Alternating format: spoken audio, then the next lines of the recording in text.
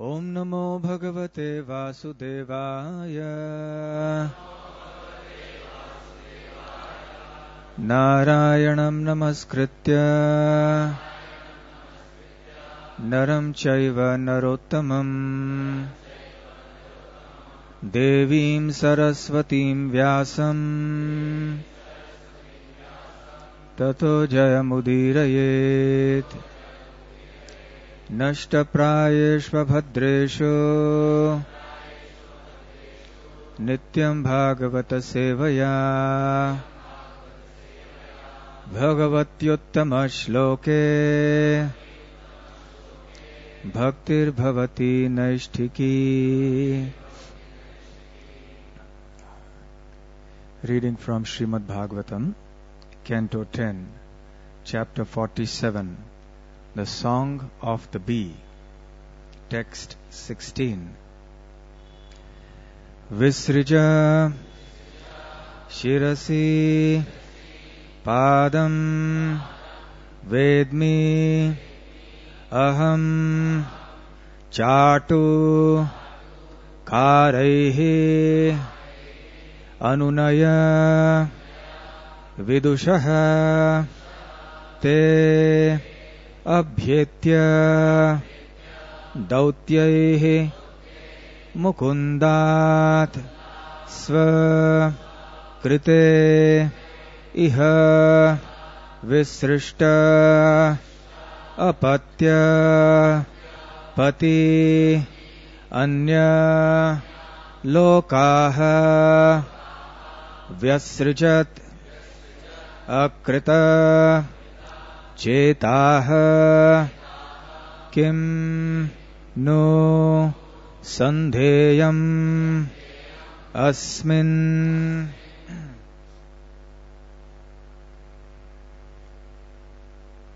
Visrija Shirasi Padam Vedmyaham Chatukare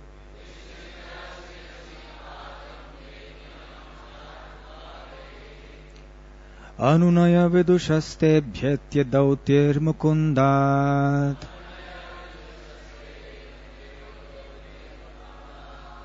Svakrita Iha Visrishtapatya Patyanya Loka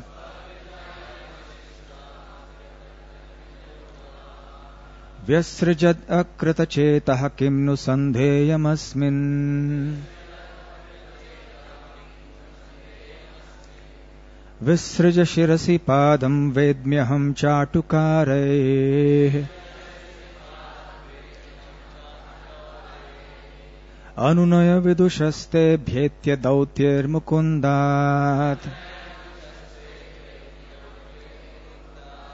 Svakrita Iha Visrishta Patya Patyanya Loka Vyasrijat Akrita Chetaha Kimnu Sandheyamasmin. Visrija Shirasi Padam Vedmyaham Chatukare Anunaya Vidushaste Bhyetya Dautyir Mukundat Svakrita Iha Visrishta Patya Patyanya Loka Vyasrijat Akrita Chetaha Kimnu Sandheyamasmin.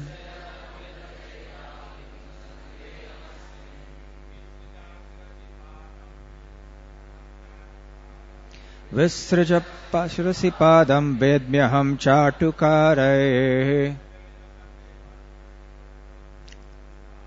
Anunaya Vidushaste Bhyetya Dautyir Mukundat Svakrita Iha Visrishta Patyanya Loka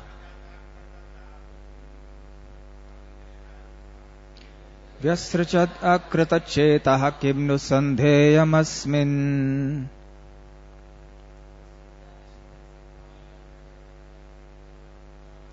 Visrija Shirasi Padam Vedmyaham Chatukare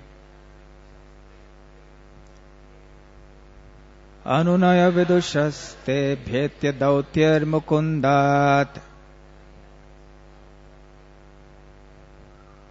Svakrita iha visrishta patya patyanya loka Vyasrajat akrita chetah kimnu sandheyamasmin. Matajis.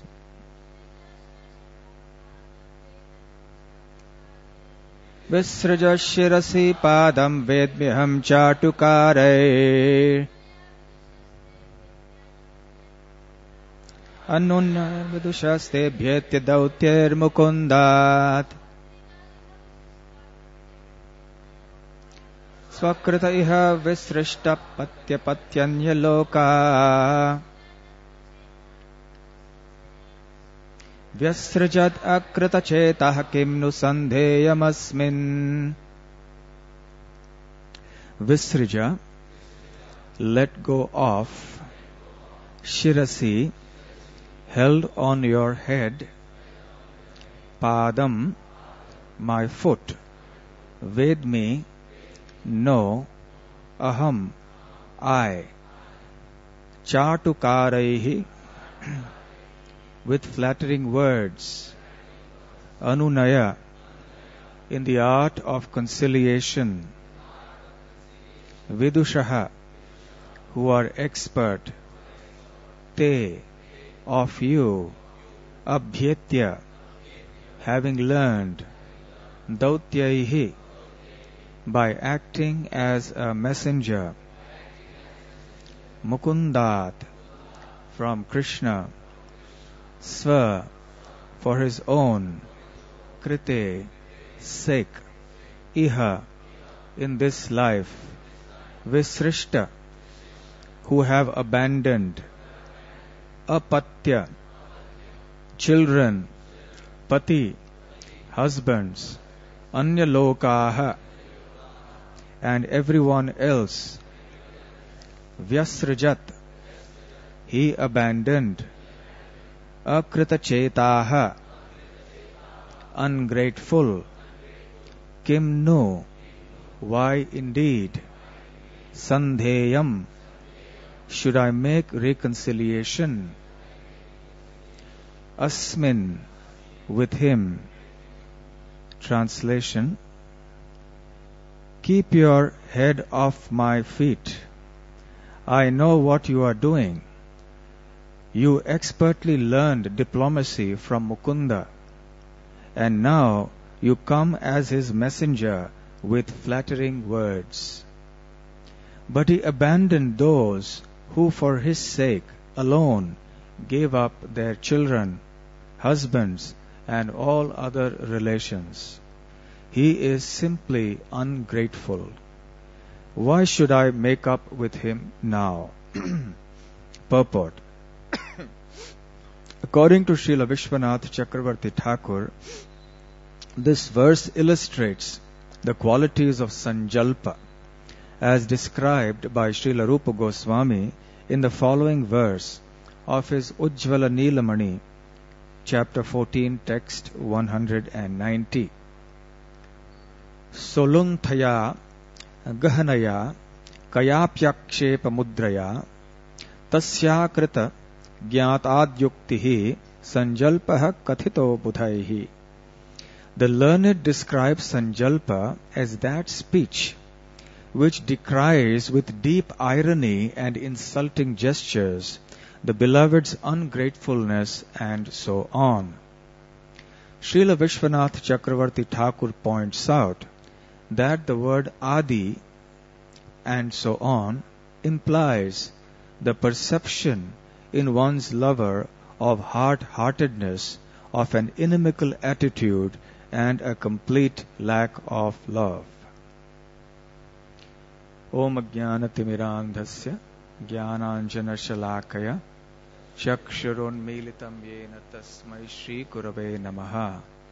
Shri Chaitanya Manobhishtam Sthapitam Yena Bhutale Swayam Rupa Kada Mahyam Dadati Svapadantikam Vandeham Shri Guru Shri Yutapada Kamalam Shri Gurun Vaishnavamscha Shri Rupam Sagrajatam Sahagana Raghunathanvitam Tam Sajivam Sadvaitam Savadhutam Parijana Sahitam Krishna Chaitanya Devam Shri Radha Krishna Padang Sahagana Lalita Shri Vishakhanvitamscha Nama Om Vishnu Padaya Krishna Presthaya Bhutale Srimate Bhaktivedanta Swami Namine Namaste Saraswate Deve Gauravani Pracharine Nirvishesha Shunyavadi Paschatya Deshatarine Vancha Kalpatarubhyascha Kripa Sindhubhya Evacha Patitanam Pavanebhyo Vaishnavebhyo Namo Namaha Jai Shri Krishna Chaitanya Prabhu Nityananda Shri Advaita Gadadhar Shivasadi Gaura Bhakta Vrinda Hare Krishna Krishna Krishna Hare Hare Hare Rama Rama Rama Hare Hare. Hare Krishna. I'm very happy to be back again here in Radha Gopinath Mandir. The subjects being discussed currently are very, very esoteric subjects. They are actually meant for very, very advanced devotees. And therefore, certainly I do not feel myself qualified to speak anything on the subjects that are spoken here. But nevertheless, some kind of perspective can be given. Even though these subjects are very advanced, and even though we may not really understand what it's all about, or we may not be able to identify or relate with many of these things, and there is also a likelihood of us conflating these things with our mundane experiences in this world, still some kind of background is necessary, because ultimately one day we want to be in a position where we can relish these subjects. It is on topics like these that acharyas like Rupa Goswami have written volumes and volumes. And these subjects actually constitute the acme or the perfection of our philosophy. But it is very hard for us to understand how that may be so unless there is a very solid background that we have in our basic Krishna consciousness. Actually, not just these topics. The entire 10th canto is considered very esoteric. Not just the 10th canto, the entire Srimad Bhagavatam is considered to be esoteric, beyond the reach of those who are mundaners, who have not been trained properly and adequately under a bona fide spiritual master in the right disciplic succession. Without such regulated and systematic training for a long time, and with sincere practice, it is not possible for us to comprehend these things. These topics, in fact, the entire Srimad Bhagavatam is meant for Rasika Bhaktas, those devotees who are very knowledgeable and experienced in transcendental mellows, rasas with Krishna, different types of spiritual or divine relationships that one can have with Krishna.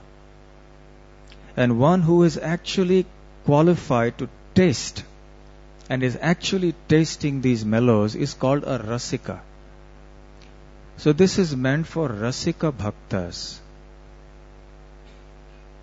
As the Srimad Bhagavatam declares in its opening verses, Nigama kalpa taror galitam phalam Shukamukhad amrita dravasamritam Pibata bhagavatam rasamalayam muhur aho rasika bhuvi bhavukaha. This Srimad Bhagavatam is the ripened fruit of the tree of Vedic knowledge. The Vedas have been handed down systematically step by step in disciplic succession. Therefore, it is called Nigama. that which comes down, carefully handed down generation to generation in the disciplic succession. And this contains the most nectarian descriptions of the Supreme Lord, His activities, His pastimes, His name, His form, His paraphernalia, His devotees, His abode, and so on.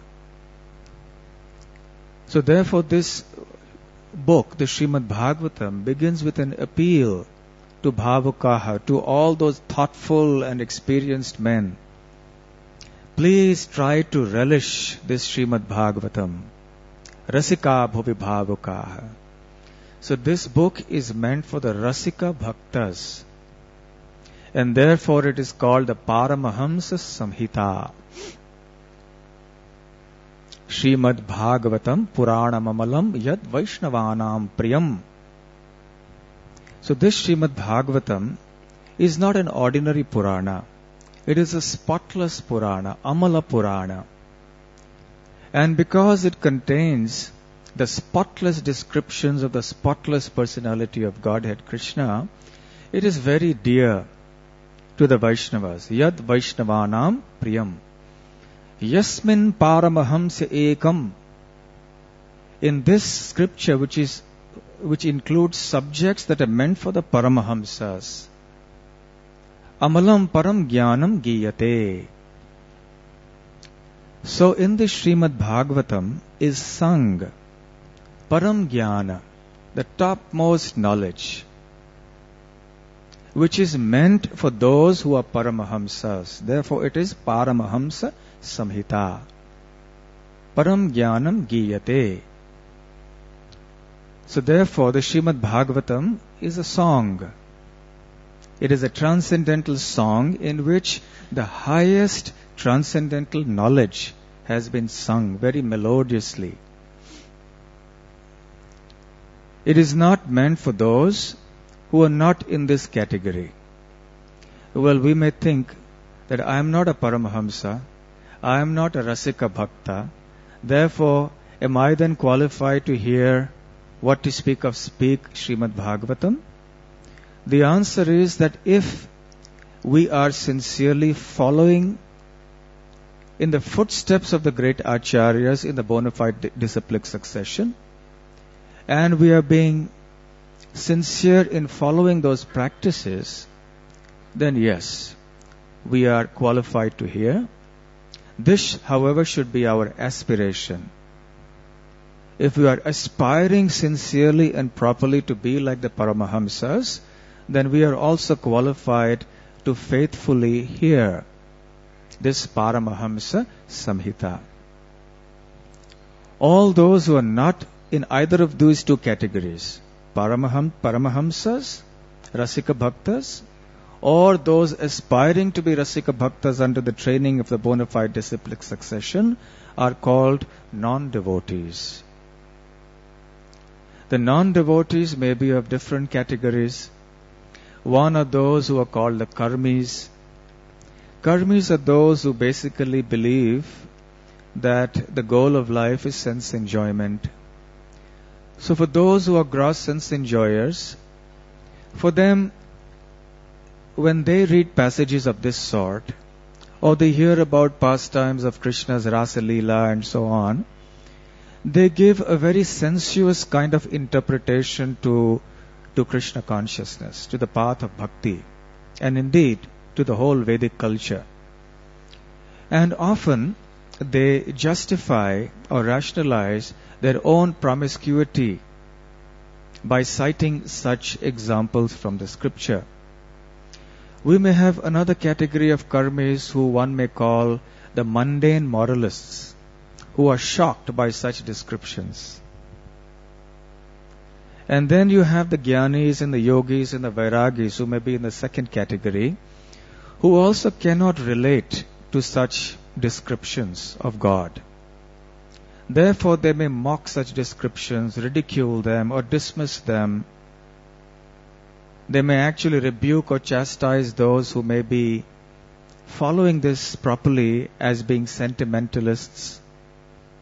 We see this in the pastimes of the great acharya Madhavendra Puri, we won't go into the details of that pastime today.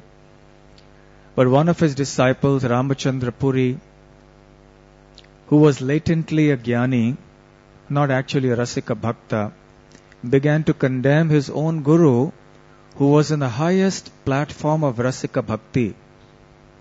And he was in stage of separation from Krishna, which is actually what Chaitanya Mahaprabhu has taught as the highest realm of bhakti. But Ramachandra Puri understood this to be ordinary lamentation, and therefore he began to criticize his own guru. And his guru therefore actually condemned him and cursed him. So such jnanis, mayavadis, yogis, etc. also cannot understand this. And then there are those who are called the sahajiyas. Sahajiyas means one who take everything very cheaply. They think it's something very ordinary, and they try to imitate such pastimes of the Lord, and therefore indulge in various kinds of immoral behavior. But Srimad Bhagavatam is not meant for any of these categories.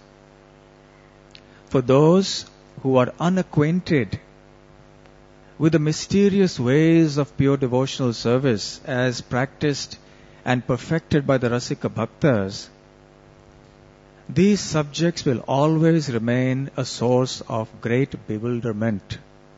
They will never be able to understand these things. And their responses to such subjects will range from a variety of emotions like ridicule, shock, imitation, titillation, and so many other emotions may arise in their minds. And what makes it even more difficult is that Krishna is not an easy personality to understand. Krishna is a very difficult God to know. Generally, the conception of God is of one who is very powerful, he is almighty, all-pervasive, and perhaps, yes, all-merciful also, yes, but in an impersonal kind of way. But here, when we deal with Krishna and his pastimes, we are confronted with a person first and foremost. A God who is a transcendental person, not some vague, abstract, impersonal light, but an actual, supreme, transcendental personality. And this personality performs a variety of activities. Till the 10th canto begins, it may be possible for people even who accept God as something great to relate to the subject. But when we enter into the 10th canto, then here are manifestations of that Godhood that are very puzzling. Because Krishna and his activities, they defy and confound the general conceptions that people have of Godhood.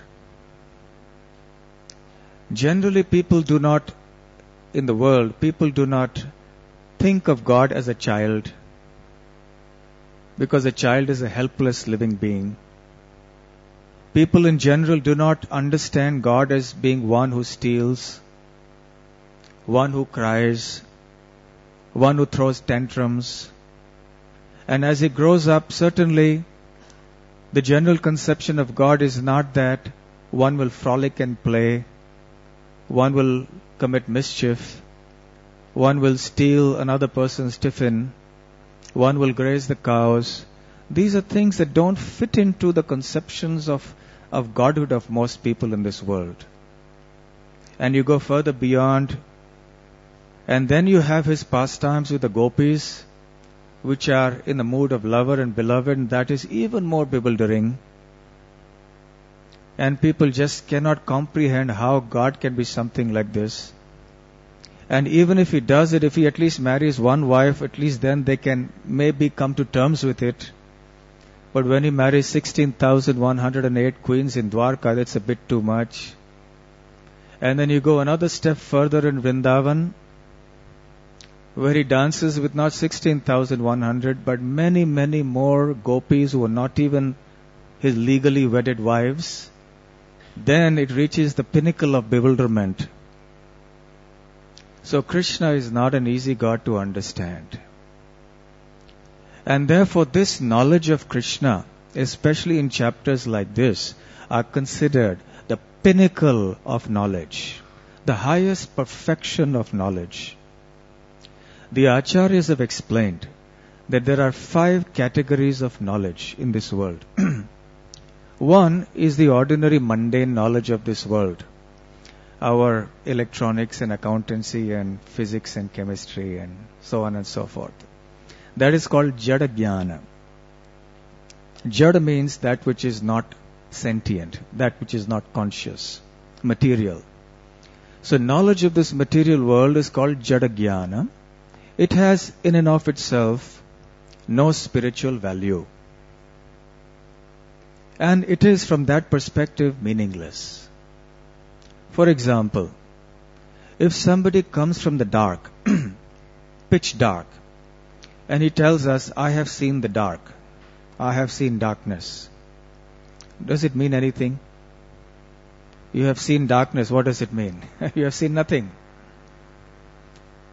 Yes, you have seen darkness, but actually you have seen nothing.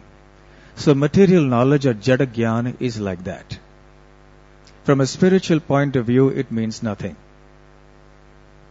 Then second is Atma Jnana, where we know the difference between the soul and the body. I am not the body, I am the spirit soul. Matter, material forms are temporary, but spiritual things are eternal. This is the beginning of spiritual knowledge. The third category of knowledge is practiced by a certain kind of transcendentalist who is called the Jnani. And this category of knowledge is called Nirbheda Brahma Jnana, wherein that particular transcendentalist does not make a distinction between the individual spiritual entity and the absolute ultimate spiritual entity. There is no bheda, there is no difference. Nirbheda Brahma Jnana. So such people will consider themselves to be supreme. So they will speak of phrases like Soham, Tattvam Asi, and so on. The fourth category of knowledge is called Aishwarya Jnana. That knowledge by which we are able to understand, at least to some degree, the Aishwarya or the opulences, the might, the glories of Ishwar or the Supreme Lord, Sri Krishna. So this is called Aishwarya Jnana, which is generally what falls in the conception of godhood of people in this world. God is very great, God is almighty, God is the source of all the creation, and so on and so forth. So therefore, even in the path of devotional service, we accept this as bona fide understanding of the Lord. Because the Lord is accepted as a supreme transcendental personality, and His glories are infinite. For example, Brahma in the 14th chapter of the Srimad Bhagavatam says to Krishna in his prayers, Jananta eva janantu kim bahuktina me prabho vapuso vacho kaya vapusho vacho vaibhavam tava gochara. He says, my dear Krishna, there are some people who say that I know Krishna. So Brahma says, let them say what they want to say. Let them say they know you. But as far as I am concerned, from even the limits of my mind, my words and my actions, I cannot even approach the beginning of your glories. Vaibhavam tava gochara. I cannot even approach them. So you are so glorious, you are so mighty. So this is Aishwarya Jnana. Of course, Brahma is saying this for another reason. That earlier he had this Aishwarya Jnana, but now he has been exposed to the highest type of Jnana, the fifth category. And that is why he spoke out this. That formerly I thought of you only as the all-great personality, but now I know there's another aspect to your personality which I never knew about. And that is called Madhurya Jnana. Madhurya Jnana means knowledge of Krishna's unlimited, inconceivable sweetness. And one who understands this knowledge is actually the most knowledgeable person. So this is Param Jnanam, the highest knowledge.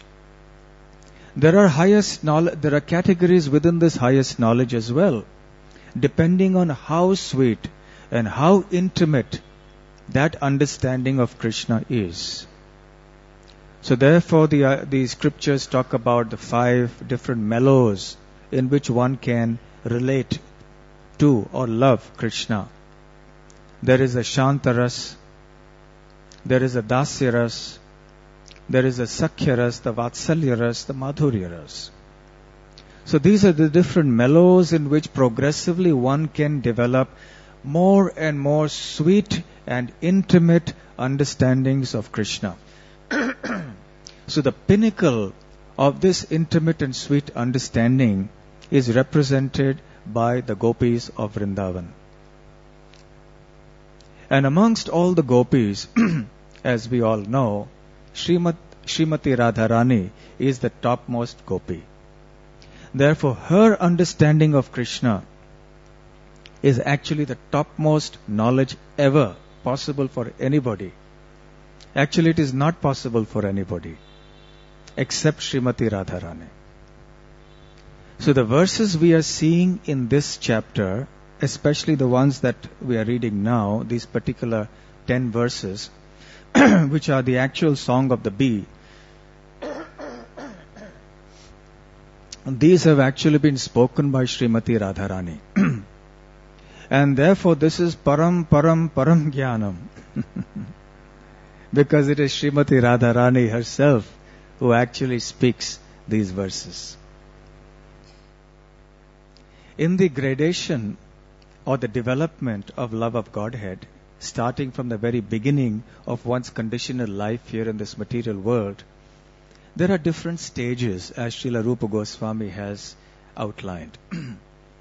Adau Shraddha.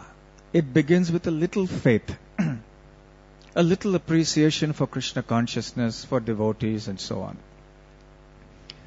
As a result of that faith, one becomes eligible to associate with devotees and one is brought into contact with the association of devotees, and this is called Sadhu Sangha.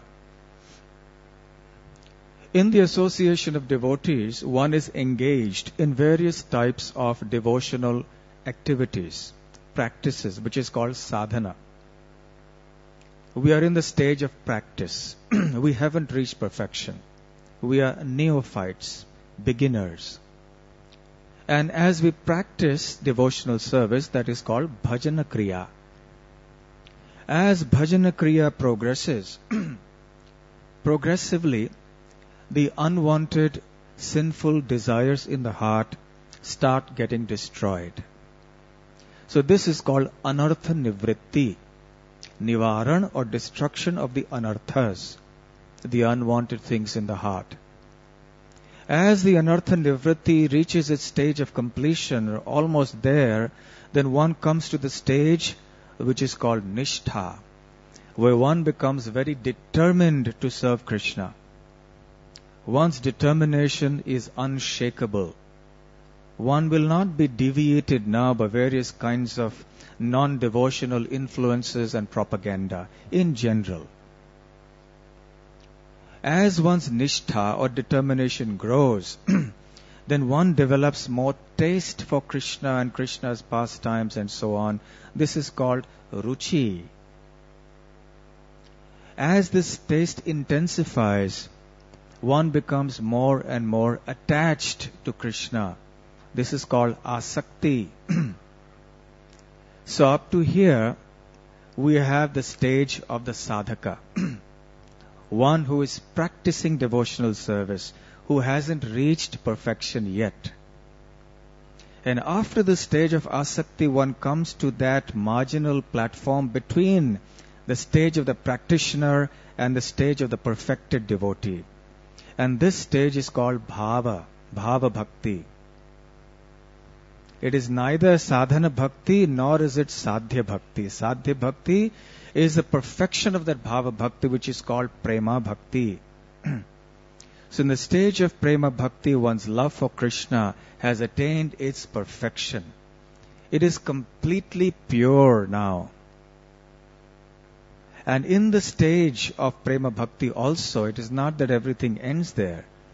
Unlimitedly one grows through different stages as outlined by the acharyas. And moving on through the different stages like Sneha, Mana, etc., Raga, one comes to Bhava and then Mahabhava, which is the highest stage of that Prema. That highest stage of Prema is only found in Srimati Radharani and nobody else. So what we see here now are manifestations of that highest stage of Krishna Prem ever possible in existence. But it is not possible for others apart from Srimati Radharani. The most excellent part of that Mahabhava is called Mohana, which is bewilderment. In the highest stage of knowledge, there is a certain kind of bewilderment. But that bewilderment is different from the bewilderment that is caused by mundane ignorance. So in that state of mohana or bewilderment, different stages or different phases of consciousness exist.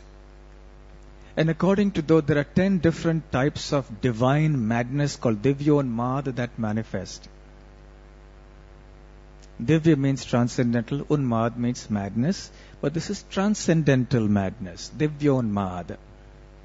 And corresponding to these 10 different types of Divyonmad, there are 10 different types of apparently nonsensical talk. That is called Chitra Jalpa.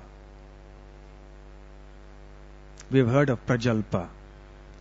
Generally, when we use the word Prajalpa amongst devotees, we use it in the sense of talking mundane things. But that is a very general term. But there are specific connotations to these terms as well. So Chitra means variegated or wonderful. Jalpa means different types of talks. So corresponding to each of these 10 different types of Divya Unmada, there are these 10 different types of Chitra Jalpa. And we have these 10 verses starting from verse 12 to verse 21 of this chapter, chapter 47. And in each of these 10 verses, these different types of Chitra Jalpa have been mentioned. And that is what each of these verses is all about. So this particular verse is called that particular Chitra Jalpa, which is called Sanjalpa. So these 10 different types of Chitra Jalpa constitute the song of the bee, the Brahmara Gita.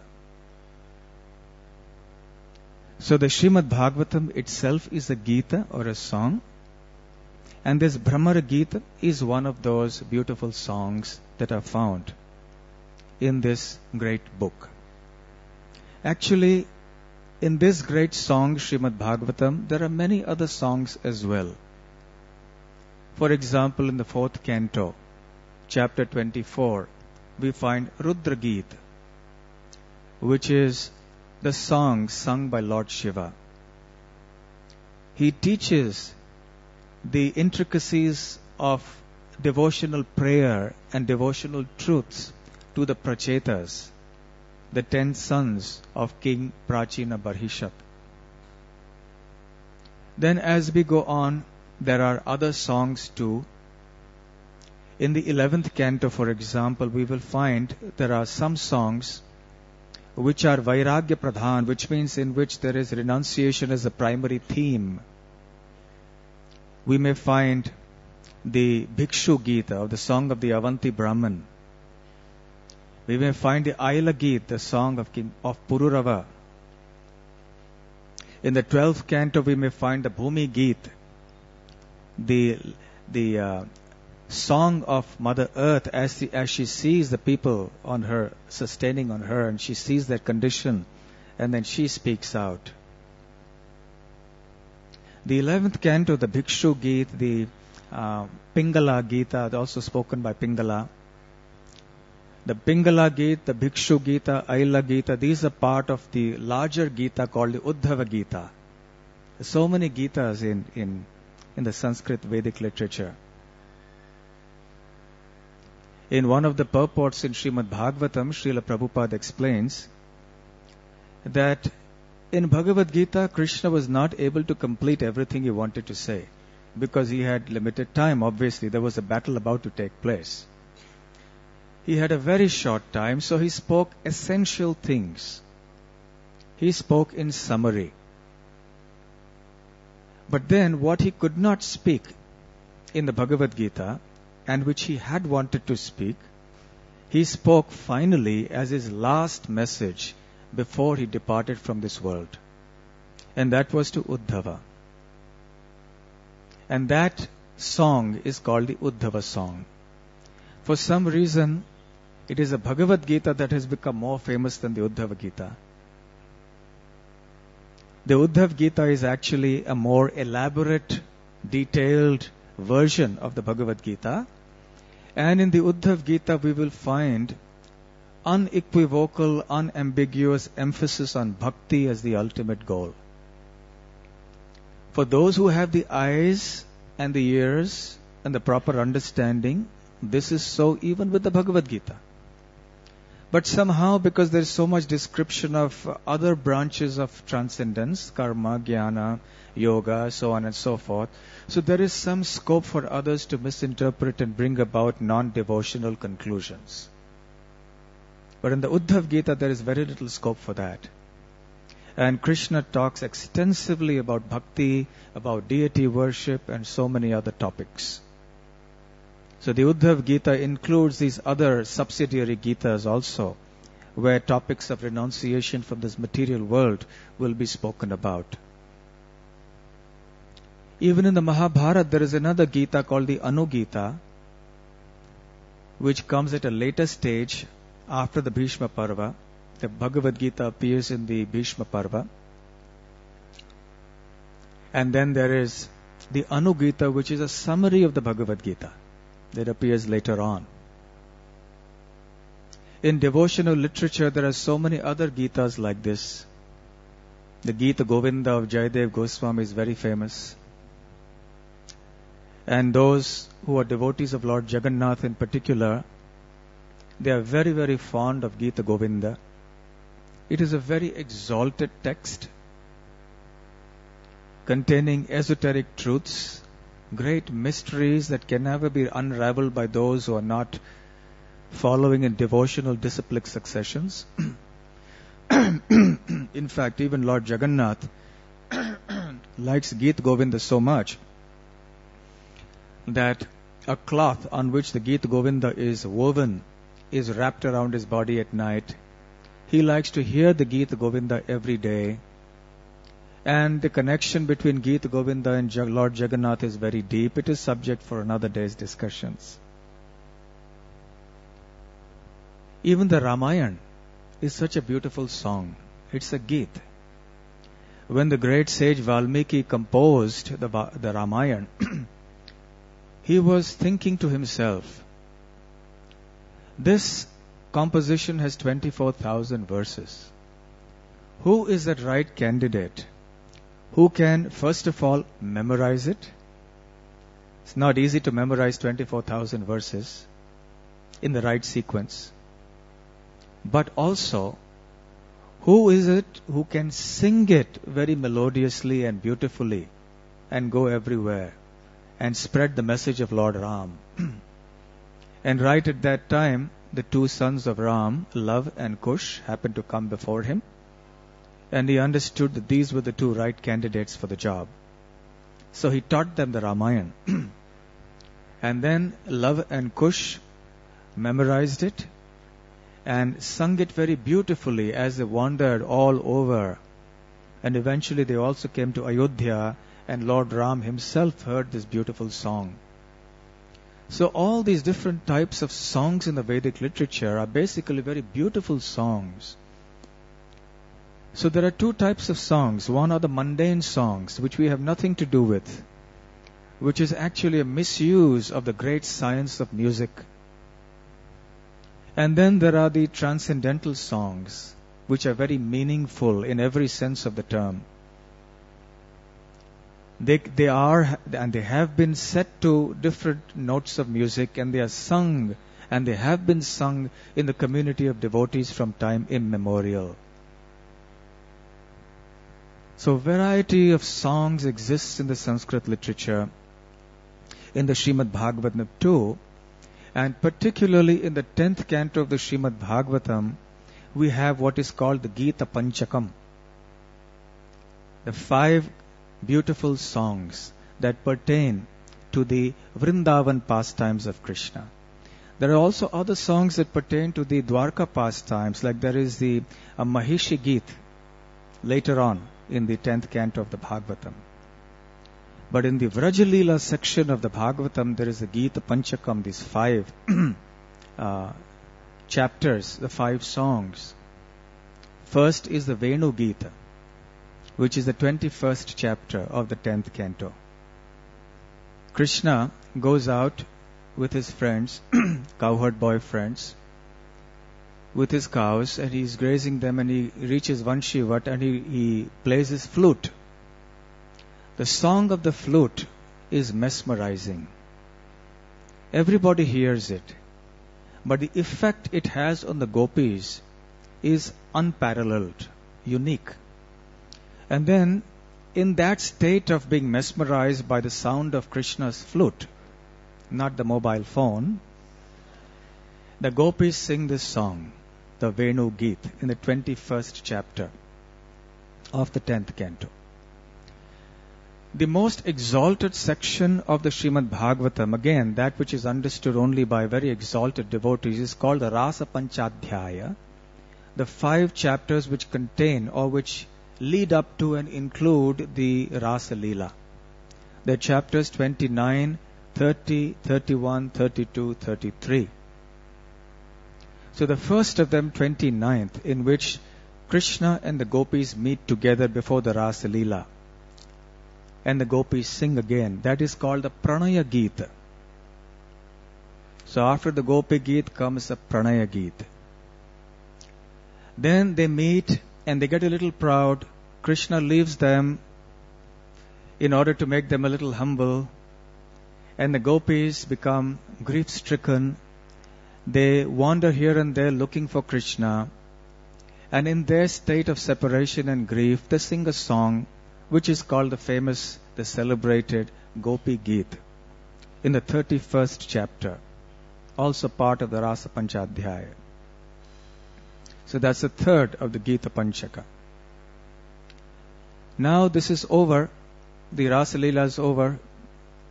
Then in the 35th chapter, as Krishna wanders through the forests, then the gopis sing another song, which is called the Yugala Geet, the 4th of the Gita Panchaka.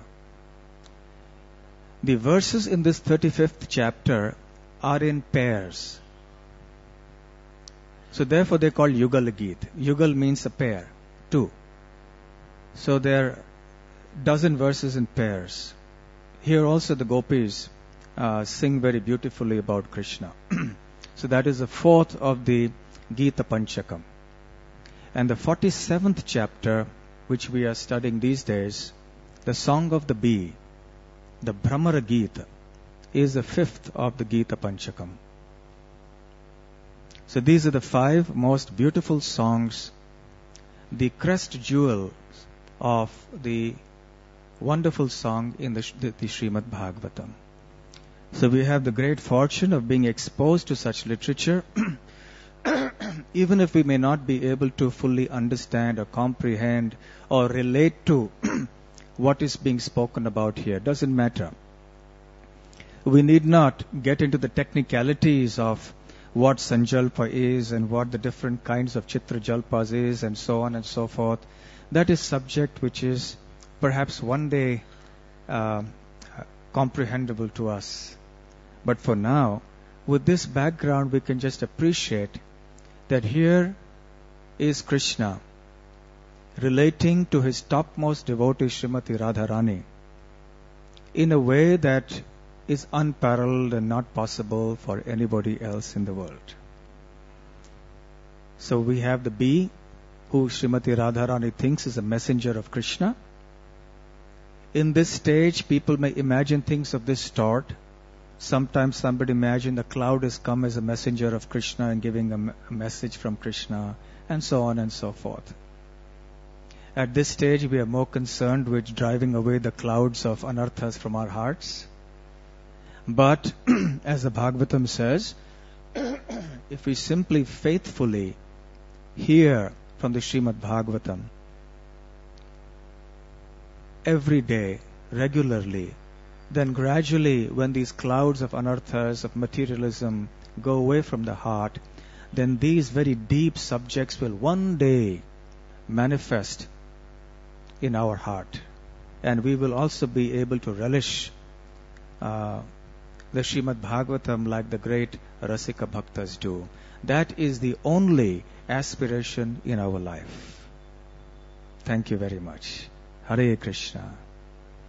Are there any questions or comments?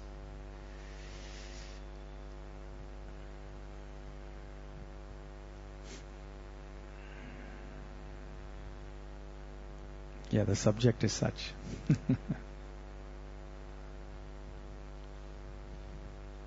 Okay, so thank you very much. Srila Prabhupada ki jai. Grantharaj Srimad Bhagavatam ki jai. Gaur Premanande Hari Hari Bol.